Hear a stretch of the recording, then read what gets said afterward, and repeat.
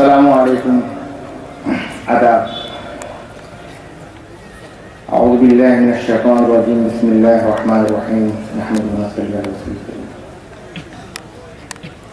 वमा असाबकुम मिन मुसीबतिन फबिमा कसबत अयदीकुम। सदक़ल्लाहुल अज़ीम। অসম ৰাজ্যিক জমিয়তৰ সাধাৰণ সম্পাদক মৌলানা আব্দুল লতিফ কাছমি সাহেব, শেখ আব্দুল লতিফ সাহেব অসম ৰাজ্যিক জমিয়তৰ উপসভাপতি, মুফতি মকবুৰ ৰহমান সাহেব মৰিগাঁও জিলা জমিয়তৰ সভাপতি, প্ৰফুল্ল শ্যামসুন্দৰ দাস সমাজ সেৱক লখিমপুৰৰ পৰা অহা আৰু তেওঁৰ ঘৰ হ'ল কলিকতা, লখিমপুৰৰ কলিকতাত থাকে তেওঁ। উলামায়ে কেৰাম আৰু মোৰ গোটেই অসমৰ পৰা অহা মুৰব্বিয়ানে কেৰাম আৰু আমাৰ জমিয়ত কৰ্মীসকল, এই মঞ্চত বহা বিশিষ্ট সমাজকৰ্মী, আজি আমাৰ সৌভাগ্য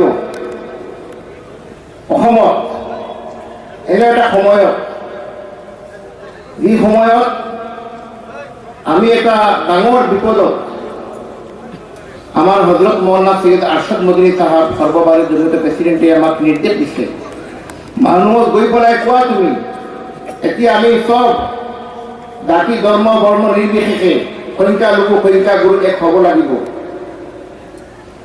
কাৰণ আমাৰ দুৰ্ভাগ্য, কিছু কথা নকৰি নহ'ব। আজি অসমত কিছুমান ৰাজনীতি দলে আহি এই অসমত শংকৰদেৱ আৰু আদম ফকীৰৰ দেশত হিন্দুক আৰু মুছলমানক দুৰ্ভাগ কৰি ল'লে। আজি আমাৰ যিটো দুৰ্দশা হৈছে, মই কুৰাণ শৰীফত তিলাৱত কৰিছোঁ, মানুহৰ ওপৰত যিটো বিপদ আহে মানুহৰ নিজৰ আমালৰ কাৰণে আহে, নিজৰ হাতে যিটো কৰে এইটো মানুহ পায়। এইটো আজি আমাৰ ওপৰত যিটো বিপদ আহিছে আমাৰ ওপৰত আমালৰ কাৰণে আহিছে। জমিয়তৰ সদায় জমিয়তৰ কাম, আৰু জমিয়ত এটা নন পলিটিকেল পাৰ্টি। জমিয়তে কেতিয়াও ৰাজনীতি কৰা নাই, কিন্তু ৰাজনীতি কৰা মানুহৰ লগত জমিয়তে সদায় প্ৰেছাৰ দি জমিয়তে সদায় সমাজৰ কাম কৰিছিল। আজি দুৰ্ভাগ্য আমাৰ অসমত কিছুমান মানুহে ৰাজনীতি কৰাৰ স্বাৰ্থত আমাৰ ৰাইজক জনসাধাৰণক ইস্তেমাল কৰি আজি আমাৰ ওপৰত যিটো বিপদ আহিছে আমাৰ সন্মুখত আমি দেখি আছো। সেইকাৰণে কোৰাণৰ আয়াত কৰিছো। নাই বিগত 2 বছৰ আগৰ এটা কথা কৈ আছো আপোনালোকৰ সন্মুখত। মোক ফোন কৰিছিলে এই আউটৰ আব্দুৰ ৰহিম চাহাবে, প্ৰাক্তন সভাপতি, আমাৰ ওপৰত ডাঙৰ এটা ফিফটিৱানৰ কেছ আহি গৈছে, আমি কি কৰিব লাগে তেওঁৰ কথা শুনি পেলাই মন্ত্ৰী ৰকিবুল হাছান আছিলে, তেওঁৰ লগত আমাৰ জমিয়তৰ উপসভাপতি, তেওঁৰ লগত কথা পাতি আমি দিল্লীত গ'লোঁ।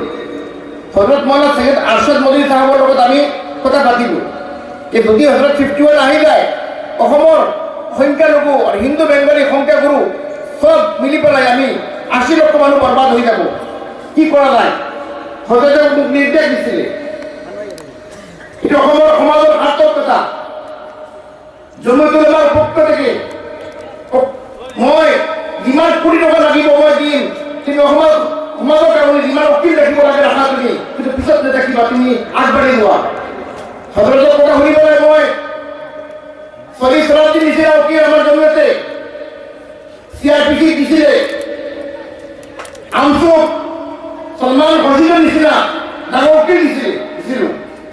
আমাৰ এনেকুৱা লাগি আছিলে কালি নেকি আমাৰ বিপক্ষত ৰায় আহি যাব। আমি যেতিয়া কোৰ্টত গৈছিলোঁ সেই সমান মানুহ পাব্লিক কোৱাৰ্টছত অপজিশ্যন সংগঠনৰ গৈছিলে, সিহঁতৰ পক্ষত ৰায় আহি যাব। কিন্তু যেতিয়া 40 নিচিনা উকিল সলমান খচিলৰ নিচিনা উকিলে সুধিছিলে এতিয়া 51 যদি আহে ভাৰত পাকিস্তান আছিলে আমাৰ বাংলাদেশ এইবিলাক মানুহ ক'ত যাব তেতিয়া জজে কৈছে নৰিমান জজে কৈছিলে ইমান ডাঙৰ 80 লক্ষ মানুহৰ কথা আমি জাজমেণ্ট দিব নোৱাৰো এই জাজমেণ্টৰ ধাৰা কৰি লোৱা